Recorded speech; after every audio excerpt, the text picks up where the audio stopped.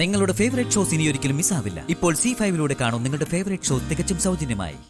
പ്രസാദേട്ടൻ തന്നെയാ എല്ലാം തുറന്നു പറഞ്ഞത്. നിങ്ങൾ തമ്മിൽ ബന്ധമൊന്നുമില്ലാന്നും കല്യാണം പോലും വെറും നാടകമാണെന്ന് നോക്കേ, അടുത്ത സുഹൃത്തുക്കൾ മാത്രമാണെന്ന് നോക്കേ.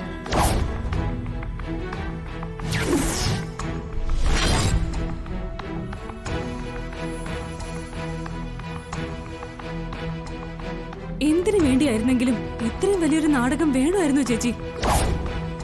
കൊടിയ വഞ്ചനയല്ലേ ചേച്ചി കാണിച്ചത്? മോളെ, ഞാൻ നിന്റെ ജീവിതം നശിച്ചു പോകാതിരിക്കാൻ വേണ്ടിയായിരുന്നു ഇതൊക്കെ ചെയ്തത്. ഒന്നും മനഃപൂർവ്വമായിരുന്നില്ല. അപ്പൊ ചേച്ചിയുടെ ജീവിതം അതേക്കുറിച്ച് ഓർത്തില്ലല്ലേ? ഇത്രയും നാള് ഒരാളുടെ ഭാര്യയായി അഭിനയിച്ചിട്ട് നാളെ വേറെ ആരെങ്കിലും ചേച്ചിയെ പൂർണ്ണ മനസ്സോടെ ഭാര്യയായി സ്വീകരിക്കോ? ഇല്ലല്ലോ. എന്റെ ജീവിതത്തെക്കാൾ എനിക്ക് വലുത് നിങ്ങളുടെ ജീവിതമാ. അതേ ഞാൻ ആലോചിച്ചുള്ളൂ. മനഃപൂർവ്വം ആരെയും കബളിപ്പിക്കണമെന്നോ ചതിക്കണമെന്നോ ഒന്നും വിചാരിച്ചിട്ടൊന്നും അല്ല. വിഷമിപ്പിച്ചെങ്കിൽ ഐ എം സോറി.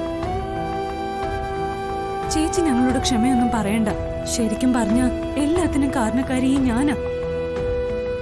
ഞാൻ കാരണം ചേച്ചിയുടെ ജീവിതം കൂടി തകർന്നല്ലോ എന്നോർത്തുള്ള വിഷമം മാത്രമേ എനിക്കുള്ളൂ. അതൊന്നും സാരമില്ല. ഇപ്പോഴീ വാർത്ത കേട്ടപ്പോ സത്യം പറഞ്ഞ വലിയൊരു ഭാരം നെഞ്ചിൽ നിന്ന് ഇറങ്ങിയതുപോലെയാ തോന്നുന്നത്. എല്ലാവരുടെയും മുമ്പില് അഭിനയിച്ചു മടുത്തു ഞാൻ. എന്നാലും എന്തൊരു അഭിനയമായിരുന്നു. ഭാര്യയും ഭർത്താവുമായി ഓസ്കാർ കിട്ടേണ്ടതാ രണ്ടാൾക്കും. അതെ, അനവസരത്തിൽ കോമഡി പറയാൻ നിൽക്കണ്ട. വാ, അകത്തോട്ട് കയറാം.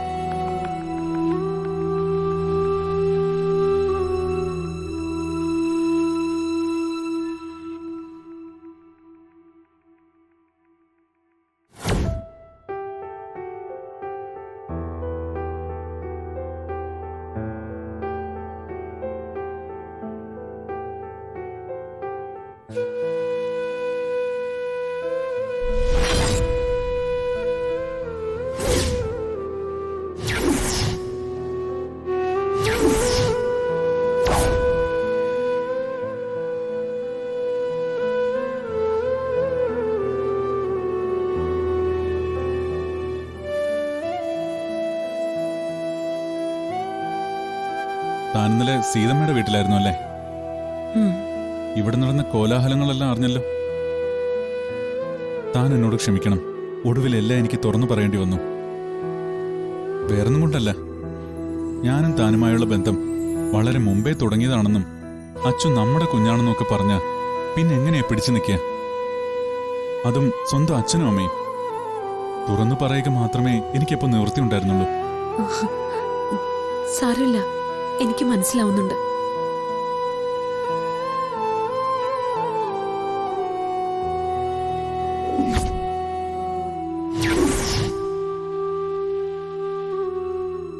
താങ്ക്സ്.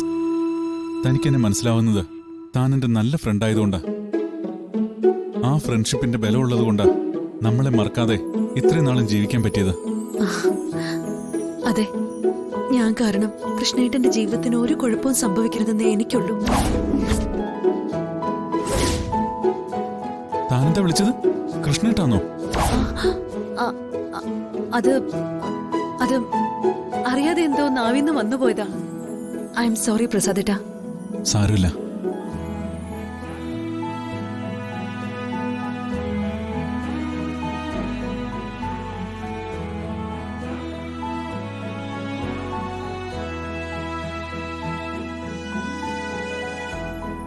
കൃഷ്ണേട്ടാന്ന് എന്നെ വിളിക്കുന്നത് ആരാന്ന് തനിക്കറിയോ?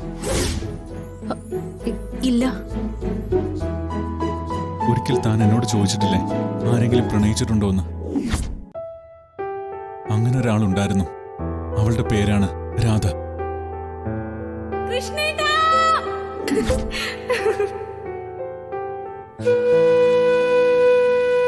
അവന്റെ പേര് വെറും പ്രസാദ് എന്നല്ല, കൃഷ്ണപ്രസാദ് എന്നാ.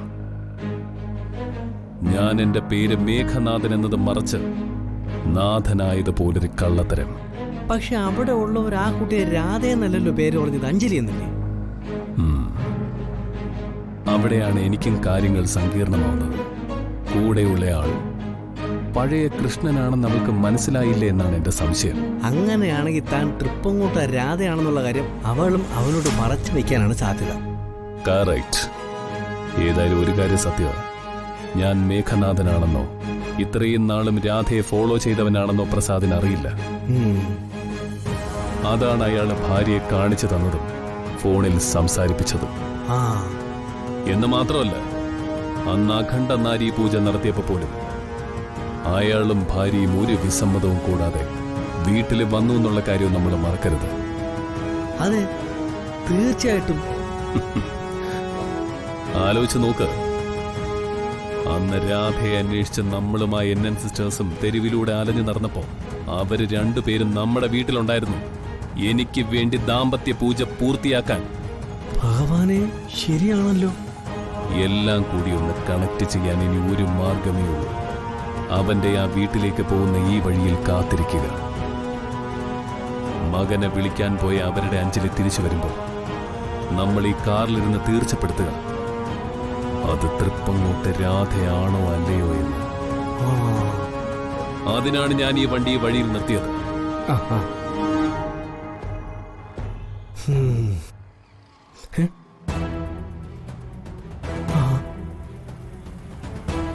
എന്റെ അമ്മേ, തേടിയ വള്ളി കാലിലും കഴുത്തിലും ചുറ്റുപോലെ ആയല്ലോ ഇത്. സാറേ, അങ്ങോട്ട് നോക്കിയേ.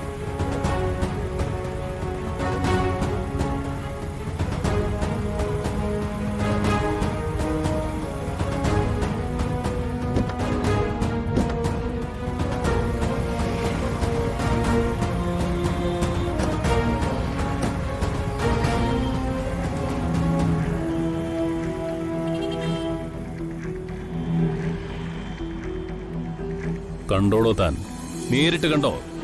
ഇനി പറ അത് രാധയാണോ അതോ ഇനി വേറെ ആരെങ്കിലും ആണോ എന്ന്. സംശയിക്കാൻ ഒന്നുമില്ല സാർ, ഇത് രാധ തന്നെ. യെസ്, തൃപ്പങ്ങോട്ട് രാധ തന്നെ. ഞാൻ അവളെ അന്വേഷിച്ച് ഭ്രാന്ത് പിടിച്ച് നടക്കുമ്പോ അവൾ ഇവിടെ സുഖമായിട്ട് ജീവിക്കായിരുന്നു മകനും ഭർത്താവുമായിട്ട്. ഇനി വേണം ഒന്നിന് പകരം 3 എണ്ണത്തിനെയും തീർക്കാൻ. ദൈവമേ, അത്രയ്ക്ക് വേണോ സാർ? വേണം വേണം വേണം വേണം മണിച്ച. ഏതായാലും എല്ലാത്തിന്റെയും താവള എവിടെയാണെന്ന് പിടികിട്ടിക്കഴിഞ്ഞല്ലോ. ഇരകൾ എവിടെയാണെന്ന് കണ്ടുപിടിച്ചു. ഇനിയിപ്പം വല വീശിയാൽ മാത്രം മതി. അത് എപ്പോ എങ്ങനെ വേണമെന്ന് മാത്രമേ തീരുമാനിക്കാനുള്ളൂ.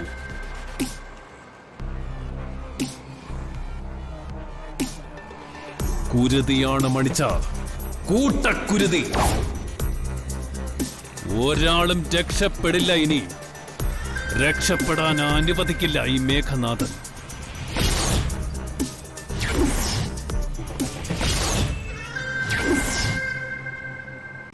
ഡൗൺലോഡ് ചെയ്യൂ C5 ആപ്പ്. കാണൂ എല്ലാ എപ്പിസോഡുകളും സൗജന്യമായി.